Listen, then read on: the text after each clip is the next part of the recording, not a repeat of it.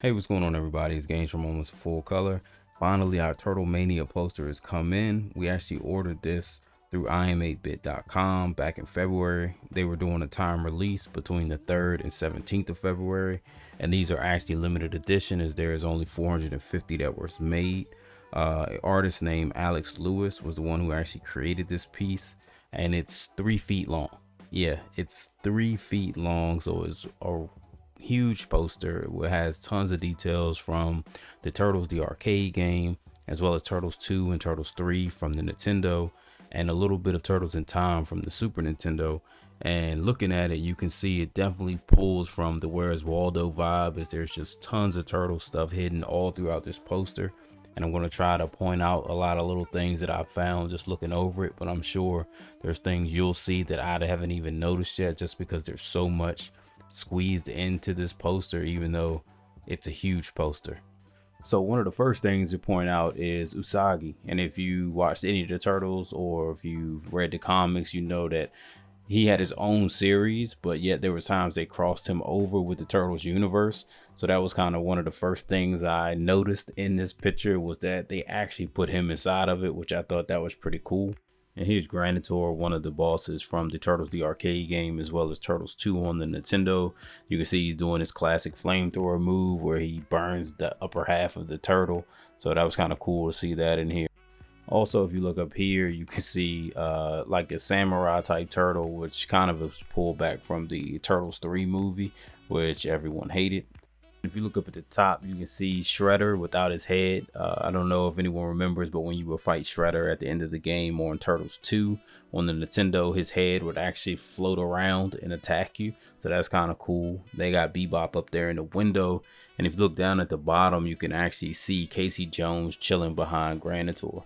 So in this picture, there's actually quite a bit going on. If you look all the way at the top, you'll see Rocksteady from Turtles in Time in his pirate outfit. And if you look all the way to the right of that, you'll actually see 4 turtles sitting around like a fire, and it looks like they're speaking to like a spirit or a ghost Splinter. You also have the fight from Turtles 2 and Turtles the arcade game on the first stage, all the way on the right hand side, as well as right to the left of that, you can see the Konami sign. If you look in the middle, you'll actually see Casey Jones again, and it kind of looks like he's fighting Bebop and Rocksteady. And if you look right to the left of Casey Jones, that's Tonka as the little turtle he turns back into after you beat him on Turtles in Time. And if you look below that, there's actually what looks to be a Domino's styled pizza guy holding a pizza, which is really odd because on the Turtles 2 game for the Nintendo, they actually had a license with Pizza Hut to use Pizza Hut advertising in the game, and the game also would come with a free Pizza Hut coupon, so you could get a free personal pan pizza from Pizza Hut when you purchase the game. So it's really odd that they decided to style them after Domino's when Pizza Hut was the pizza company that kind of had a more tie-in with the Turtles series. Okay, so looking at this one, you can actually see, if you look right in the middle of the picture, there's like some old barrels. But if you look there, that little orange dog, that's actually the dog that Razor turns back into after you beat him on Turtles in Time. So he's kind of hard to see because he really blends in with the color of those barrels, but he's kind of tucked right in there, hidden away. If you look directly below him, you can actually see Krang sitting on this little chair or whatever. It looks like they're all in there watching TV.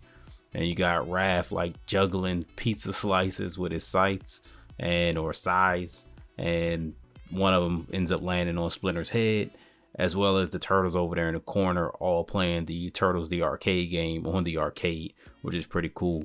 If you look right above that, you can see Donatello tied up. If you played the first Turtles game on the Nintendo, the one a lot of people don't like because it's difficult, that actually is kind of tied into that, because whenever you would need to try to save one of the turtles so you can get one of your turtles back, they would always be tied up down in one of the stages and you'd have to free them. So seeing Donatello tied up like that kind of reminded me of that.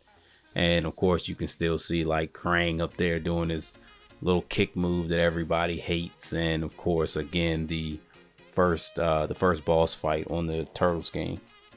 You look back up there where Krang is, you can actually see Baxter Stockman from the Turtles in Time game with his little gun that shoots out the hand that'll either grab you or punch you. So that's pretty cool.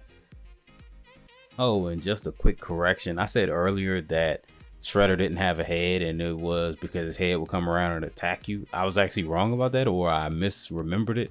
But his helmet is actually above him, and it's from when you fight him on Turtles 2 and he brings out the clone Shredder. And you can always figure out which one is the real Shredder by knocking off the helmet, and obviously Shredder is underneath it.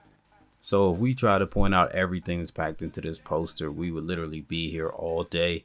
But I just thought it was a really good poster, really cool, highly detailed, and I wanted to share it with you all. As I said earlier, there was only 450 made. We actually have number 137. It would have been nice if we could have got number 1 or maybe in the top 10, but I'm happy with what I got. I'm not really worried too much about the number series or the number print we got, just because of how pleased I am with how it turned out when it showed up.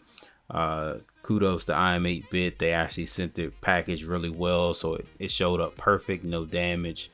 Like I said, there was no frame with it, so we had to purchase one through Amazon, and that just actually showed up here today with the wooden frame. I kind of wanted to put a wood frame on it. I felt like the color would vibe better with the artwork instead of like a black picture frame, and it kind of gave them more of the Ninja Scroll look that I was going for. So with that being said, I hope you guys did enjoy this artwork, and please like the video if you did, subscribe to the channel, and we'll catch you next time. Peace.